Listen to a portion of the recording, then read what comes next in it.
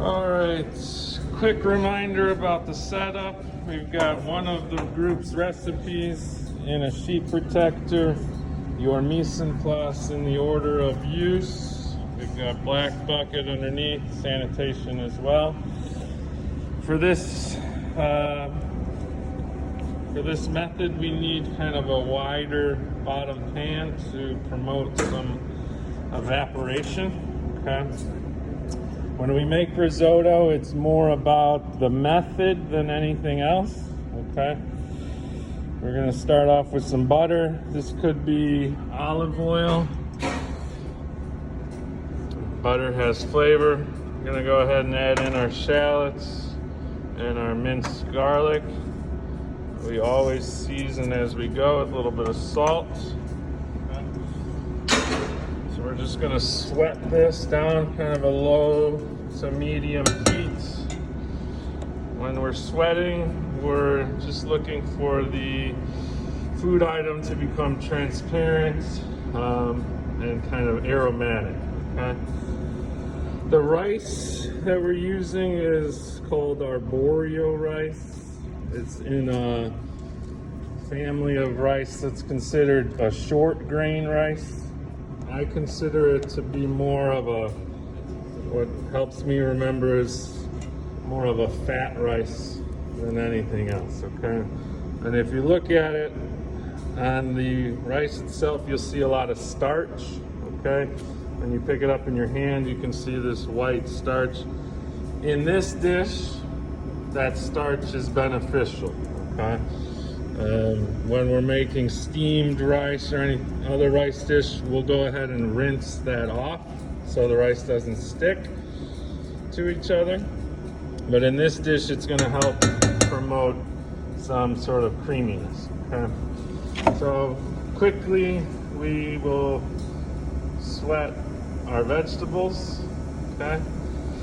If we were cooking at home or could cook with some wine, we would add wine at this point to add a layer of flavor. Usually some sort of white wine would be a nice choice here, okay?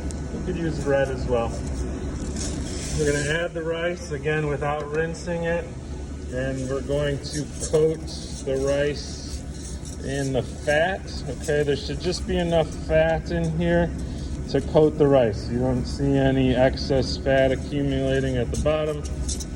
It's just enough rice to, or enough fat to coat the rice so it doesn't stick to each other, okay? It has a lot of starch on it. It wants to stick to each other, but that fat layer is acting like a slip and slide, okay? From here, when we talk about risotto, this adding of stock is called the risotto method. So we take our flavorful liquid that's hot, we add it in installments, okay? It's just enough to cover the rice, okay? You see it's starting to simmer instantly, okay? That's where we need to be at temperature-wise, so if it's not simmering, you need to turn it up, okay? And what you're going to do is you're going to gently stir the rice, okay, with a rubber spatula or a wooden spoon, while simultaneously kind of shaking the pan, okay? And what you're doing is, if the rice grains are my fingers and they're in the pot, they're kind of rubbing up against each other and they're releasing that starch into your stock, thus kind of thickening it a little bit and giving it a nice creamy texture. You can already see the stock change color. It's kind of white in here. You'll shake, you'll stir, and you'll slowly add a ladle of stock as it evaporates and absorbs, okay? The recipe calls for 6 to 8 cups. You don't know how much you need because you don't know how much is going to evaporate, okay? You're looking to cook the rice. How will you know it's cooked? For the most part, it'll absorb about 6 cups, and then you have to taste it. We've got the little tasting spoons. Again, you're tasting away from the product. The rice will have a little bit of a tooth to it, but it shouldn't be raw. Okay, and you can bite into it, you can look inside. We'll bring you back over to see that part.